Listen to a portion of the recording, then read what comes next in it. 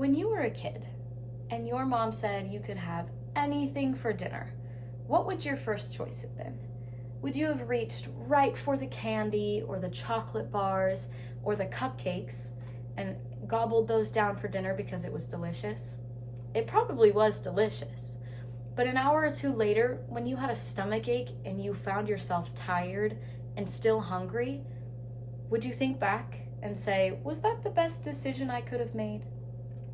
My name is Emily Ricketts, and today I will be talking about children and minors under the age of 18 making their own medical decisions. Children and teens from a young age are faced with decision making every single day of their lives.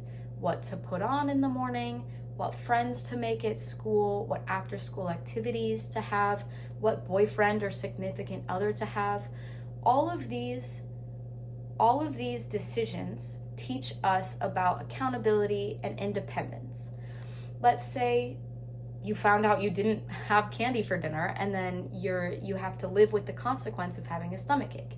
These everyday problems teach us accountability. So why does it stop when it comes to medical decisions? Yes, it is a little bit more of a heavy topic, but we spend every day of our lives making decisions when we are under 18. So then why doesn't it extend into the medical world? So I believe that minors should be able to make their own medical decisions to an extent once they are properly educated and determine that they have a proper level of maturity in order to teach independence and keep things going. All right, so let's start with the problems. We believe that there is a lack of education in minors.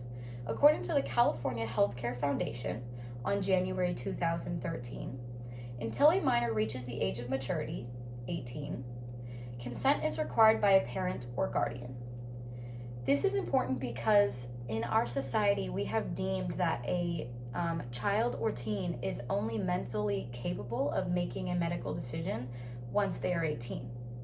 But this isn't necessarily proper, because someone under the age of 18 could be more than ready to make a decision, and technically someone over the age of 18 could still not be well educated and could still make the wrong decision.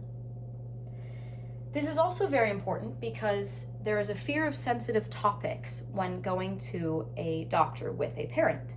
According to Guttmacher Policy Review on August 1st, 2000, minors who are sexually active, pregnant, or have STDs, or those who abuse drugs and alcohol may avoid care altogether if it requires parental consent.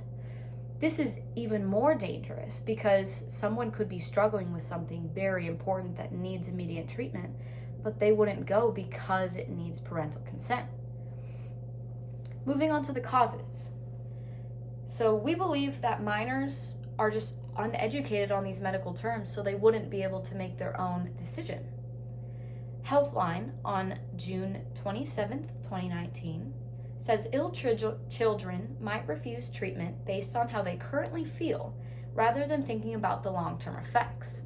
While this is very true, children might be making a rash decision just to make me feel better right away, but that isn't necessarily always the case. Children can be educated and taught what decision they are making, and also be taught what the long-term side effects and causes could be. We also just assume that minors are incapable because they are under the age of 18. BMC Pediatrics on May 8th, 2017 says that there is an indication of maturity at around age 11. So if we think that there is a maturity around age 11, but minors can't make their own medical decision until they are properly 18 years old, there's kind of a weird in-between of what we should do.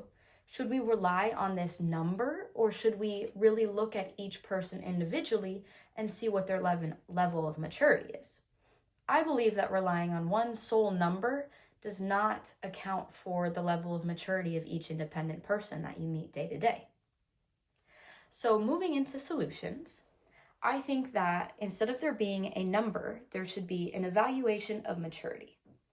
Health and Human Rights on August 18, 2017, says that doctors can examine mental maturity to determine decision-making and need to fully educate the patient.